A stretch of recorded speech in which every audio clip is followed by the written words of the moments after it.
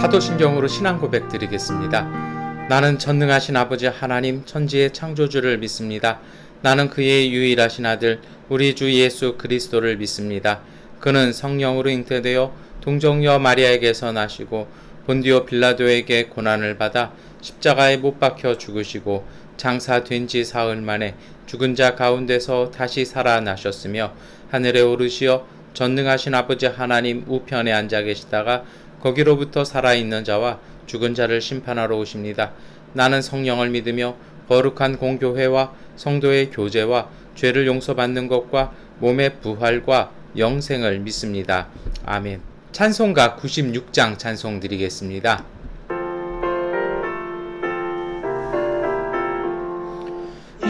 예수님은 누구신가?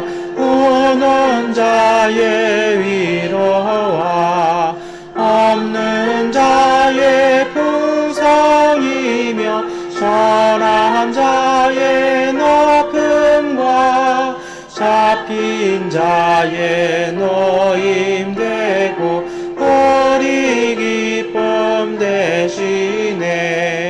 예수님은 누구신가?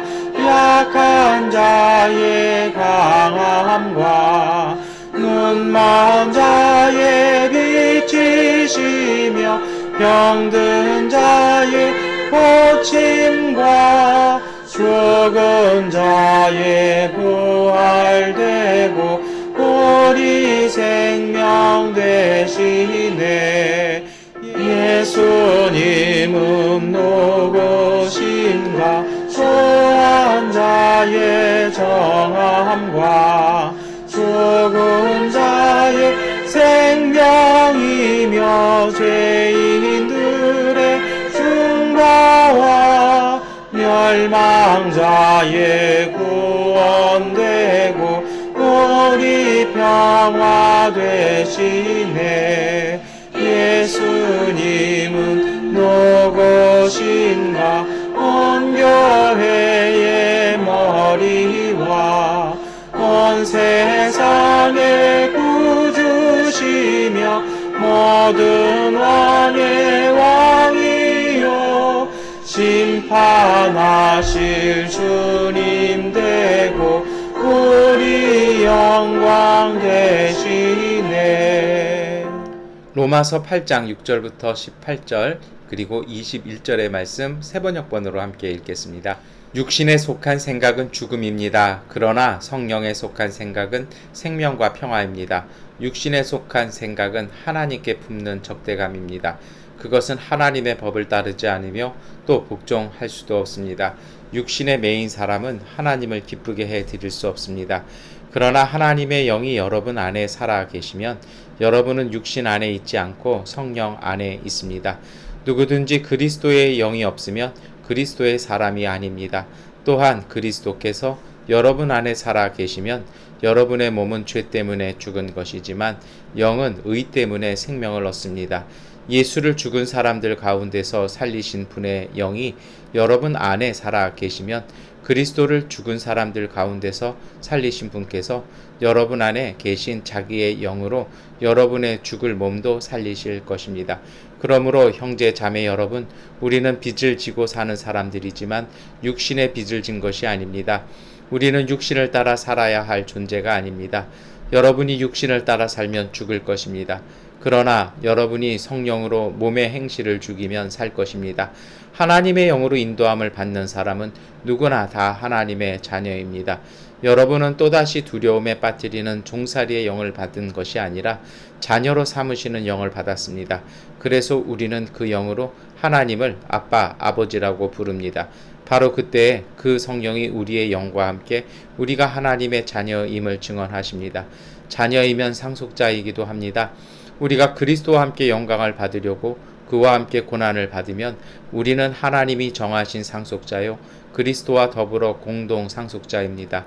현재 우리가 겪는 고난은 장차 우리에게 나타날 영광에 견주면 아무것도 아니라고 나는 생각합니다. 그것은 곧 피조물도 썩어짐의 종살이에서 해방되어서 하나님의 자녀가 누릴 영광된 자유를 얻으리라는 것입니다. 아멘. 네, 오늘 금요일 아침입니다. 이 금요일 아침 우리가 로마서 8장의 말씀을 읽었습니다. 오늘 로마서 이 8장의 말씀은요, 오늘 제가 사실은 주일 말씀에도 좀 비슷한 말씀을 함께 나누는데 거기에 대한 화두로 우리가 함께 기도하고 주일에 더 본격적으로 말씀을 나누었으면 좋겠다는 생각을 해봅니다. 오늘 사도 바울은요, 로마서 8장에서 오늘 우리 안에 두 가지 생각에 대해서 얘기를 합니다. 그것이 하나는 육신에 속한 생각이고 하나는 성령에 속한 생각이라는 것이죠. 그런데 이 두 가지가요, 구분하기가 참 어렵다라는 것인데 구분이 잘 안 되는 것이죠. 여러분, 왜 그럴까요? 그게 내 목소리, 내 모양으로 들리기 때문입니다. 그런데 이것이 분명한 판단이 선다라는 것이죠. 그것이 무엇입니까? 육신에 속한 생각은 죽음이라고 그 로마서 8장 6절에 말씀하죠. 그래서 그 사도 바울이 분명히 얘기하잖아요. 그 육신에 속한 생각은요, 이 죽음에 관련된 뭔가 파괴하고 뭔가를 이렇게 무너뜨리는 거라면요, 7절에는 뭐라고 얘기합니까? 적대감이라고 얘기를 해요. 하나님께 품는 적대감이고요. 그것은 주님의 법을 따르지도 않고 복종할 수도 없습니다. 그게 왜 그럴까요? 죽음이기 때문에 그래요. 근데 하나님은 사랑이시잖아요. 하나님의 말씀은 사랑입니다. 근데 사랑은 살리는 기 때문에 그것이 사랑이거든요. 그래서 이게 사랑이라는 말 자체도 사실 형용사잖아요. 그러니까 이 사랑은요, 사실은 한국말에서도 그 개념이요, 어원적인 개념이 살리는 행동이 곧 그 아름다운 행동, 그것이 바로 사랑이 되는 것입니다. 그리고 그 일을 하는 것이 사람, 이 명사가 이렇게 되는 거거든요. 그래서 제가 동사, 형용사, 명사를 말씀을 드렸습니다만 이 육신에 속한 생각은 그렇지 않다라는 것입니다. 그래서 여러분, 오늘 우리가 하루하루를 살면서 매일 아침마다 우리 안에 드는 생각들을 잘 생각해보고 잘 선별해 볼 필요가 있습니다. 이것이 죽음과 파괴에 드는 생각이죠. 사실 이게 쉽거든요. 왜냐하면 우리는 자극을 받으면 그거를 이렇게 보상받으려고 하거나 아니면 해소하려고 하는 반응을 하거든요. 그러니까 뭔가 좀 공격을 받으면 바로 이렇게 탁 하는 그런 부분도 있어요. 그래서 제가 이번 주간에 몇 분 이렇게 좀 힘든 일이 있었습니다. 그랬더니 어떤 이제 그 좀 친한 분이 연락하셔서 누구를 만났길래 그랬어요. 그러면서 이제 막 좀 기분 풀라고 막 이렇게도 말씀을 하는데요. 저도 그렇잖아요.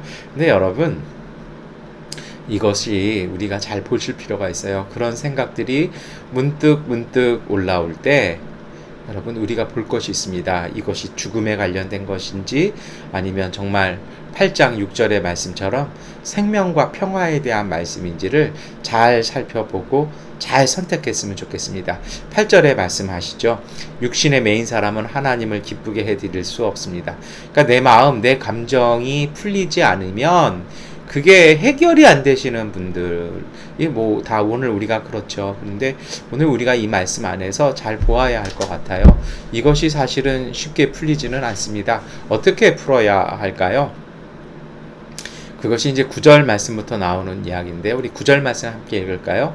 그러나 하나님의 영이 여러분 안에 살아계시면 여러분은 육신의 안에 있지 않고 성령 안에 있습니다. 누구든지 그리스도의 영이 없으면 그리스도의 사람이 아닙니다.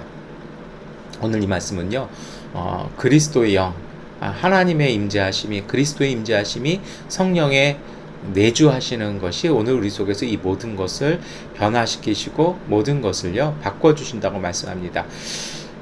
그런데 이게 참 그래요. 아니, 쉽지 않죠. 어떻게 해야 될까요? 그래서 여러분, 오늘 우리는요, 다른 방법 없어요. 말씀 안에 있어야 되고요.